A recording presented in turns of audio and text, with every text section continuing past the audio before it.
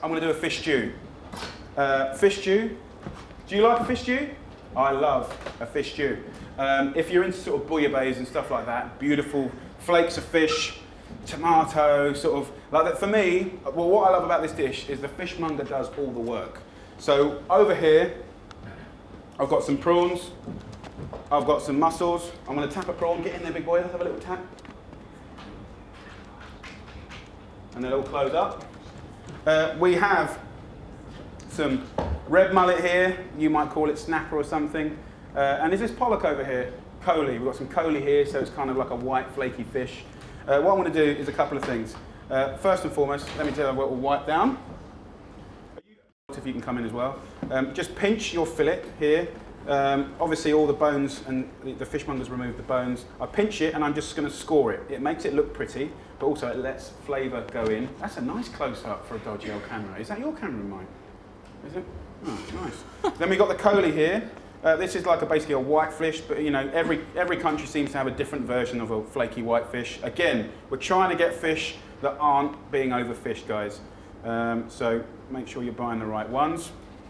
Also here, I've got some mussels, the most ethical, sustainable fish in the world. You know, wherever you put these, they clean the water, they're nutritious, they're cheap, even students can afford them. We've got some clams here, which are real good, and we've got some prawns. So what am I going to do? The story with this stew starts with our good old friends, some garlic. Matt, come forth. We have a pan. Can you see in that pan? Prove to me that you can see in that pan. Because if you can't see in the pan, then the rest of the world can't see in the pan. Okay, come over here. We've got toast. We've got toast again. Griddle toast. Nice. Okay, so this is a hot pan. It's on a full whack. See that? Here we go. We're going to go in with some of our oil. Okay? We're then going to go in with some chili and garlic. Now you remember that a bouillabaisse, our French brothers and sisters that are amazing cooks, a bouillabaisse can take up to 2 days to prepare. We're going to do this in about 3.5, 4 minutes. So we start off with the beautiful chili and garlic. I've got some fennel tops here, my little gangly friend. Okay, we're going to rip this up and get that in. Fennel is like aniseed, it's delicious. You could use parsley or basil instead. We're going to go straight in with some mussels. We're going to go in with some mussels. We're going to put the, we're going to get this fish on top of the mussels. We're going to put in some clams. We'll throw in some prawns. This is a wonderful share dish. So we're just going to put this in and around like that. We've got our little whitefish there. I'm even going to put some squid in. Bear with me, lovely people. Shake this up. That's been going for about 1 minute. The thing I love about this dish, all my friends, is... let me show you another way. Come over here, just very quickly. If you want another way of preparing squid, once you cleaned it, open it up like a book here. Open it up so the internal is facing out, right? And then lightly, don't even press down, score the fish, right, in a crisscross. And then when that bad boy cooks, right, it'll roll up and look like some kind of funny loofah from Planet Loofah, right? And then what is nice is it looks good, but also these little crisscrosses sort of grab onto flavour and flavouring. So, zip it in half. We're going to go in like this.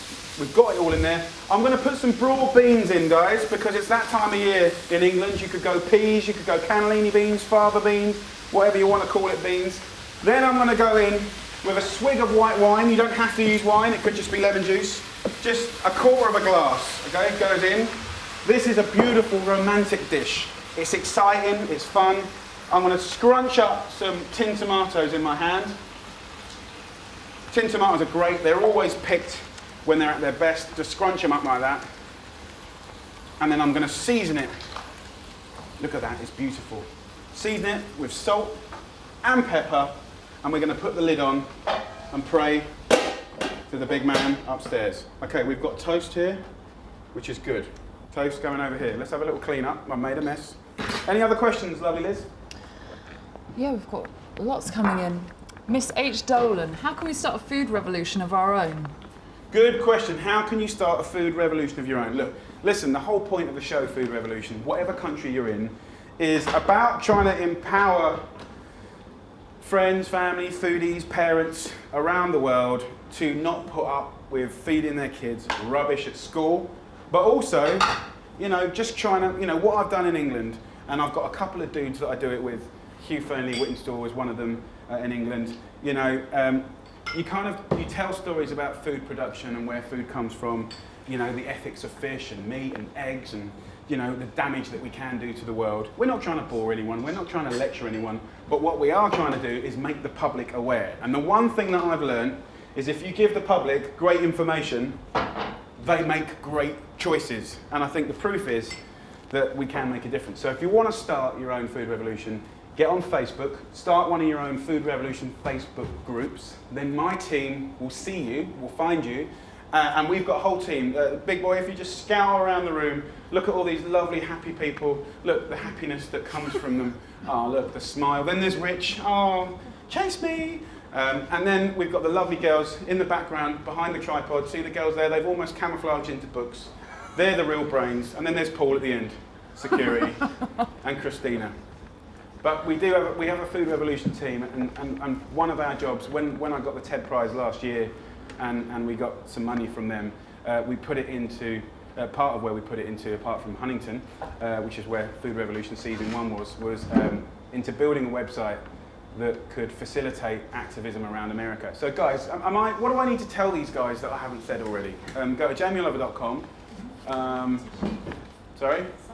Sign the petition. Go to foodrevolution.com, sign the petition. If you haven't already, please do it and get all your groups. It's up there on the screen right now. Thanks to Mashable this week. Thank you to Mashable. Liz, tell everyone about Mashable if they don't know anything about it already. So Mashable have been supporting us for quite a while, since the first series, and they are going to be featuring the Food Revolution within the next week or so, but they've been tweeting along in their HQ, and we just want to say thank you. And they're big, aren't they? I mean, they're a big deal. They've got loads of followers. It's an amazing community. Yeah, it's a huge online media hub that actually deals in social media and is groundbreaking and deals with the new stuff that's out there and happening, and it's really up to the moment. So, bless you. Well, there you go. Big love to Mashable. Thank you for your support. We really need it and we really appreciate it. We take nothing for granted. And I think yesterday with the LAUSD ban in the flavoured milk was just the beginning. So back to the fish stew. From Mashable to fish stew. We're going to go into this bowl. Please come forth. Drum roll, please, Rich. Liz, drum roll. You got a mic.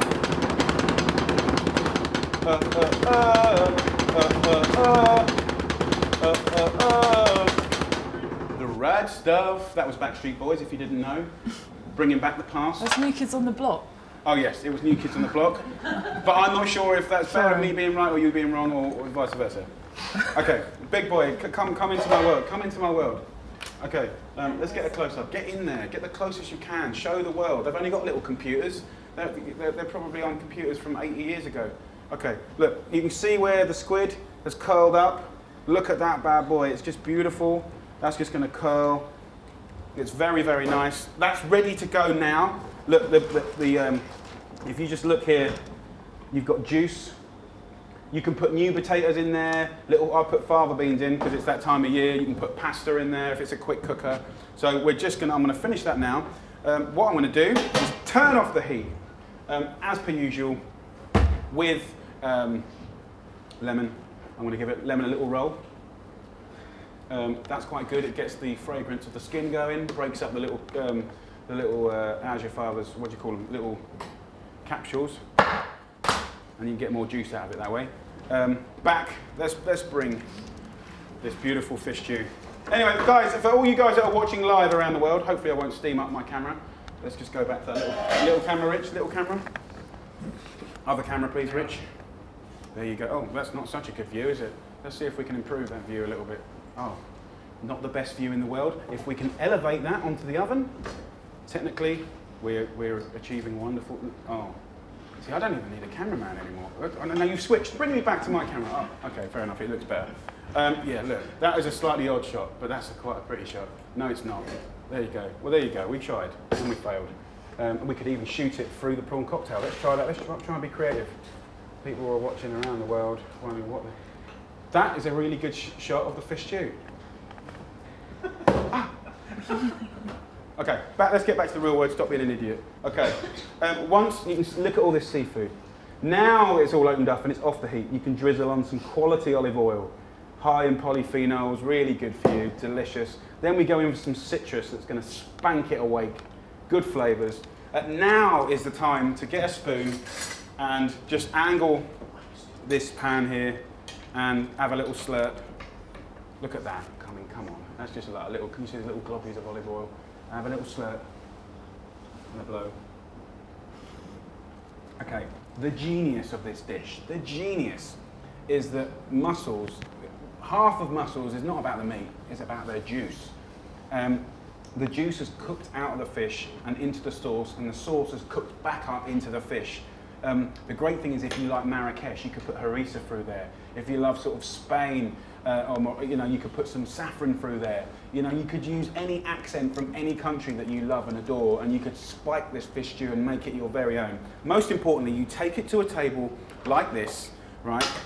And let's just put some juice back over here. Look how gorgeous it looks, right? Get yourself some mayonnaise and hit it with some garlic. So I've got some mayonnaise somewhere near me. Here, I literally just pounded up some garlic, real hot raw garlic, pounded it up, put it in here. So it goes to the table. You know, you get some nice hot toasts around here like that. Right, let's plate one up. I think that this bowl is probably big enough. Anything else you want me to say to the guys, girls?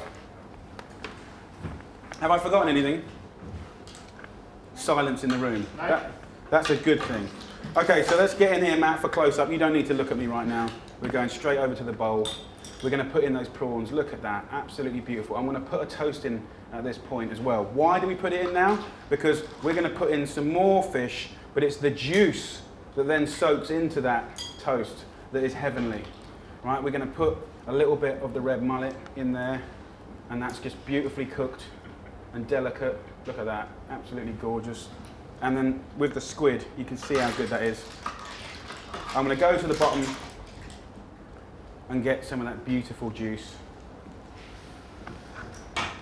Mussels. Make sure everyone gets a bit. The thing I like about this dish is if you're like a student and you've got no money, if you go to the fishmonger, or you're lucky enough to have one, you just tell him you've got no money, and he'll give you incredible fish that's cheap. And he'll give you trimmings and bits and pieces, and I promise you that you can make just as luxurious, beautiful fish stew. If you've got loads of money and you don't care, you can play with lobster, or crab, or scallops, or whatever you want to call them.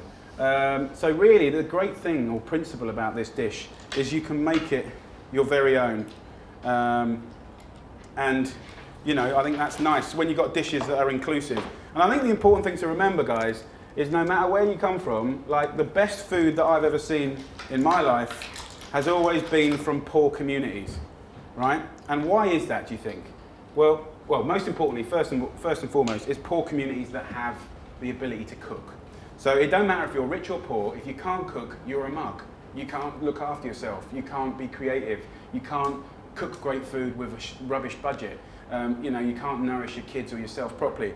If you're poor and you can cook, you can do loads. If you go in, you know, I've been to parts of the world where they've really got nothing, and they are eating food like you just wouldn't believe. So there you go, guys. A beautiful little dish. I'm just going to finish that off with a little bit of that garlic aioli that I'm going to dollop over the top. When that raw garlic hits the hot broth, you know, something very special happens. I can't quite put my head around it. I'm just putting some fennel on now. There you go, guys. That is the end of our fish-friendly edition today. 3 dishes. The old school retro prawn cocktail, Chamon. We've got the lovely squid crostini, Mediterranean style, bit dry now, but I'm sure it will look all right on the computer. And we have got the beautiful fish stew. You heard it right, fish stew. Nice one, guys. Love you all. Thanks for all of your help on Food Revolution. I can't tell you how profound LAUSD banning the flavoured milk yesterday was. It will have ripples, it will have an effect for all of the groups. There's 500 groups around the whole of America doing their thing, local activism. Keep talking to us, keep doing your thing. We love you, we're proud of you. And remember, it's not my food revolution, it's yours. So, over and out from Mr. Oliver, you are the best.